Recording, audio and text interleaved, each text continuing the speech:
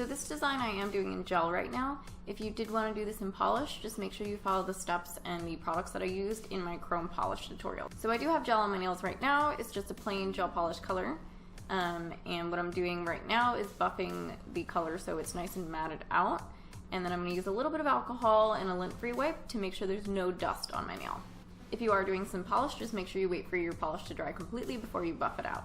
Then I'm using Wildflower's metallic top coat and a super thin brush, and I'm just painting on the design that I want the chrome to stick on. So here I'm doing some flames. Any organic shape will work. You could do anything right now. You don't have to do flames, you could do anything, any pattern, a checkerboard, something, anything would look really cool with this. So this is a gel top coat, so I do have to cure this for 30 seconds in an LED lamp, which I did. And once that's cured, you're going to take your Chameleon pigments. And I'm using two different ones because we're gonna fade them. So I'm using a green gold and an orange red one. I'm gonna start with the green gold and a silicone applicator, and I'm just gonna rub the pigment into the tips of my nails. So wherever I want the base of the flames to be, how they're usually a little more yellow in the inside of the flames, that's where I'm gonna rub this pigment on. Then to get a really nice fade, what I'm doing is taking a fan brush and picking up a little bit of pigment and just tapping it or brushing it on very lightly on the edges of where the silicone tool stopped. So that way, instead of having a sharp line from color to color, it'll kind of fade out and bleed into the other one. And I'm gonna do the exact same thing here with the red-orange pigment. Then I'm gonna use the silicone tool again to rub in the red-orange on the tips of the flames.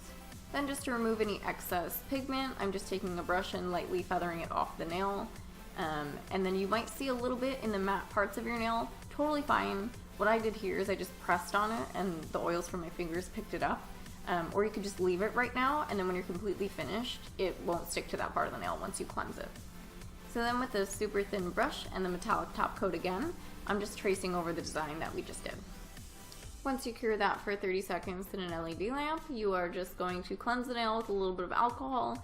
Make sure you remove any of the pigment that's strayed away on the mat or around the nail plate.